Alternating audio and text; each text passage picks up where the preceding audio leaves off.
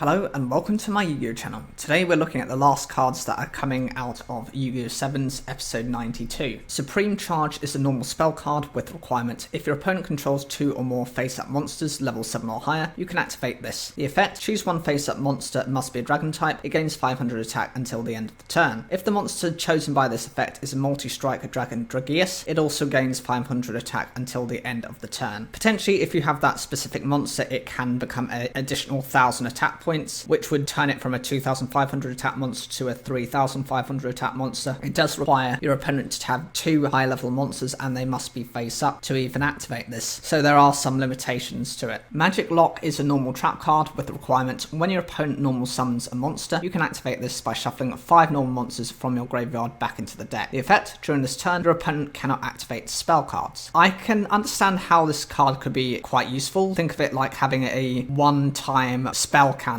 It stops your opponent from doing anything with spells for the rest of that turn. Probably a better example is Anti-Spell Fragrance, because that forces your opponent to set spells and they can't activate it until their following turn. So there's that example. It does have to be shuffling back normal monsters, so you do have to be running very specific levels of those, and your opponent has to have normal summoned in the turn. If it happens that they activate a load of spell cards before they actually get to their normal summon, this is where this card becomes a limitation. It would have been nice if this had just responded at any point within your turn and there'd been no requirements. It does say as part of the notes that the kanji here reads magical time space lock, and the final card is Perfect Sevens. This is a normal trap card with the requirement: if your opponent has no spell or trap cards on the field, when your monster declares an attack, you can activate this by shuffling 7 monsters level 7 or higher from your graveyard back into the deck. The effect is to choose one face-up monster you control, gain life points equal to the chosen monster's defense. During this turn, the chosen monster can attack a total of 3 times. This is meant to be like a finishing style of trap card. I'm sure within most of the series you do have the equivalent of that, but it's very difficult to maintain. Firstly, it relies on your opponent to have no spell or trap cards on their field. A monster has to declare an attack, and you also have to shuffle level 7 or higher monsters up to at least 7 of those into the deck. So you're going to have to run a very high